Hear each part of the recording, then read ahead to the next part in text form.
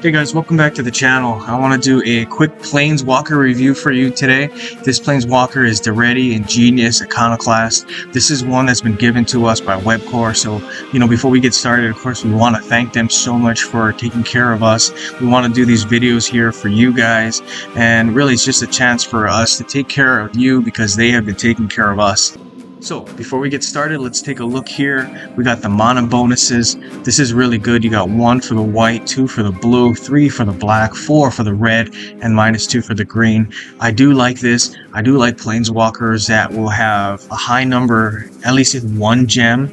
And if you can get a high number in a second gem, or at least kind of a moderate number, that's going to be really good. So really, really cool. All right.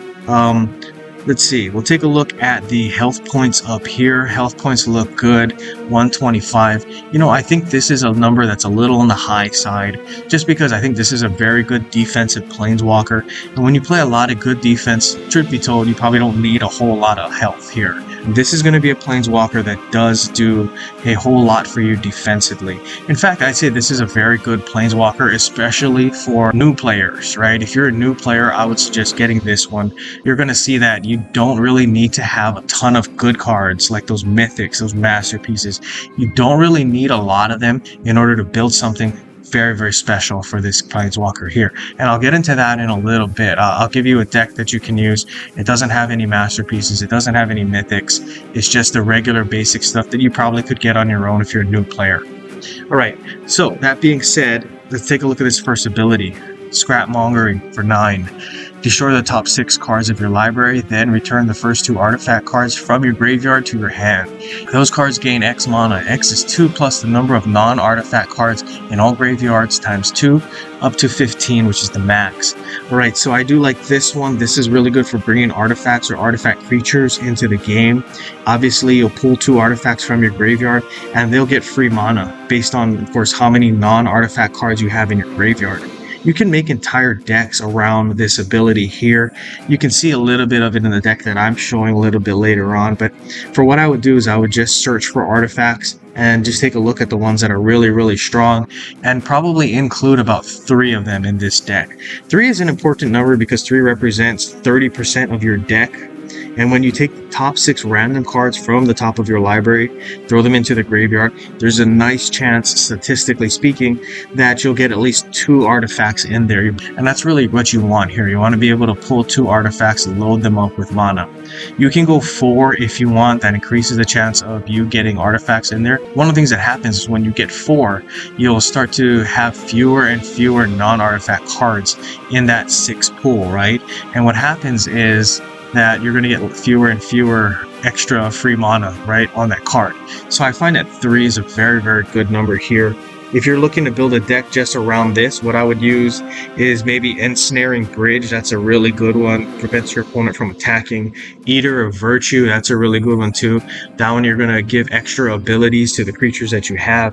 And then of course Cityscape Leveler is really, really good. Cityscape Leveler is just one of those that just destroys opponent's cards and really does a great job of helping you out. Okay, so this next one, for 15, you get Tower Defense. Create 6 Scrap Cog Chair tokens. This is what the token looks like. It's a Spider Construct 0/2. When an opposing creature attacks, deal X damage to that creature. X is equal to this creature's reinforcements. This is a really good defensive card here if you can play it a few times in the later parts of the game, right? I don't think this is an excellent ability early game because it's still kind of weak. It doesn't attack for you. It has defender, so it's gonna take damage. What I would definitely do is try to support this one with prevent damage, or if you can buff it and then give it first strike, that's gonna help too. This is going to be good in the later parts of the game if you hit it a few times during the game, but early on it's pretty susceptible. It's vulnerable, I definitely would say that. Alright, for 21, you have Academic Reclamation. Deal X damage to each opposing target. X is the number of artifact cards you control, including their reinforcements. Then reinforce your artifacts 3 times. That's an interesting one. What I would do for that one is, if you wanted to build a deck fully around that, I would use Gion the Master Chef. And that's basically when a creature enters the battlefield, create 2 food tokens. Then I would make a bunch of tokens. And, you could do that obviously with this here.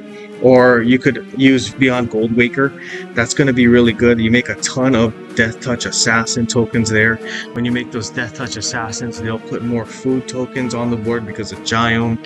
Then on the next turn, you're going to be able to create a gold token followed by more assassins. These Death Touch Assassins are going to trigger more food tokens, and then you can see what it's doing. Turn after turn, you're going to be making even more food tokens, more Death Touch Assassins, until you have just a big mass of attackers that are going to win games for you.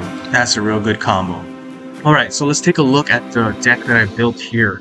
This is an interesting one. I call it Secondary Explosions, really because that's kind of what it does. You just do tons of indirect damage based on this card here and this card here. Let's see.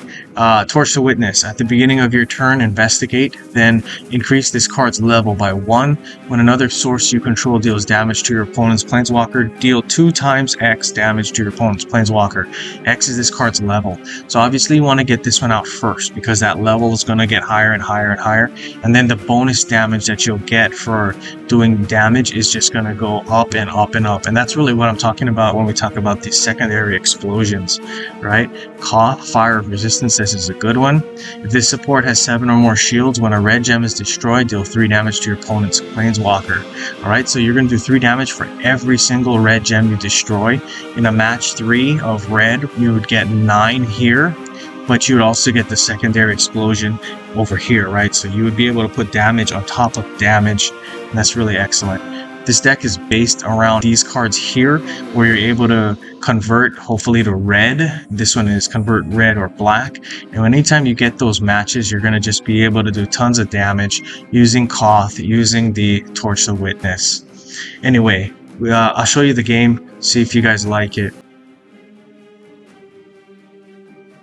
What we're going to try to show is the amazing combination of cards that we have here. Specifically, we're talking about Torch the Witness and how it does a really, really good job of combining with the other cards, namely Koth, some of those other cards that will make sure that we do tons and tons of damage just on the convert, yeah. So, there we go. Torch the Witness is ready for us. That's going to go first just because that needs a chance to power up. Alright, go like that. There we are. Nice cascades, and we get both of those. That's cool. Torch the Witness is out. That's a big one, like I said. We do want to get that thing powered up. We do want to get that thing leveled up. So, yeah, there we are. Okay, Marchisa's a good one. I like Bruce Tarl. Bruce Tarl's a good one. I'll show you what it does here. Obviously, you can pause the video and check it out yourself. The reason that Bruce is in there is because we want to make sure we are able to get the Koth Vanguard. Let's see if we can get Koth. Is this Koth? Yes. Okay, great. That's really what we wanted. Koth is going to be here for us. Okay, and then we're going to tell you what. I'm looking for a Cascade. Can I get a Cascade? Nothing big there. Okay, so we're looking really, really good, folks. We got Koth ready to go. Whoa, Atraxa. Okay, so Koth is looking good. We haven't fully paid off here.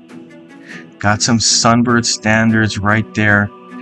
And Torch the Witness is leveling up here. As you can see, it's got 3. That's really, really what we wanted. That's all we could ask for at this point. So let's go with this. There we are. That's nice. Koth is ready to go. The standard is up. I'm not going to go with this yet. Alright. I'm going to hope to hit this ability here. If we can get that ability, that's going to hopefully get us what we want as far as making sure we have another Torch to Witness, making sure that we have our artifacts running. There we go. I'm going to put this up because we are kind of running short on some shields for our thing there. There we go. We'll hit this. That's cool. All right. Then let's see.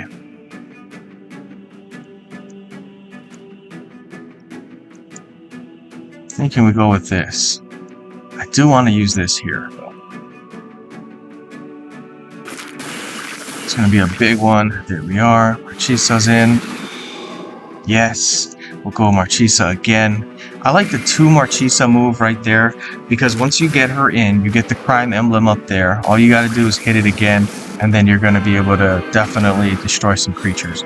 All right, so for those of you that have been playing this game a while, you kind of know what's going on, right? You have Atraxa, you have the Tortoise. That's 2 parts of the GTA combo. The GTA combo, of course, is probably the preeminent combo that we have in the game right now. That's a terrific combo. And I don't know, I think what we'll see here. All right, we got 2 down there. That's really nice. A lot of people are kind of worried about the GTA combo. You just see so much of it in use, and I don't think that it's a huge problem, just because every single I guess combo that you have in the game is 100% totally defeatable, right? It may not be easy, they may be able to hit it on the first try, but for the most part every combo is defeatable. Now, as I'm looking at it, I feel like we're going to be able to do some really big damage. Keep your eye on their life here. Oh, there's a shot. Oh, there's another big shot. That's a really big one. Oh, that's huge. We're able to finish our opponent, looks like, pretty soon. There's another one. Oh, there's a big one right there. That's crazy. I'll explain what's going on. This is the end of the video. All right, because Koth has 7 shields, right? It activates this ability here. It says if this support has 7 or more shield, when a red gem is destroyed, deal 3 damage to your opponent. Okay. Now, if I was to do this, move this down, I'm going to get 1, 2, 3, 4 times the 3 for each, right? You're also going to get this here. You got 6 for our level, right? It says when another source you control deals damage to your opponent's planeswalker, do 2 times X damage to your opponent's planeswalker. And that's going to be the 6 times 2 put together with this is just going to be nasty, right? That's how we did all the damage just now. And that's the same combo I was talking about earlier in the video. This is a terrific combo. Anyway, this is it for me. Like and subscribe, share with all your friends. This helps the channel. And really, that's it for me. Good gaming, guys.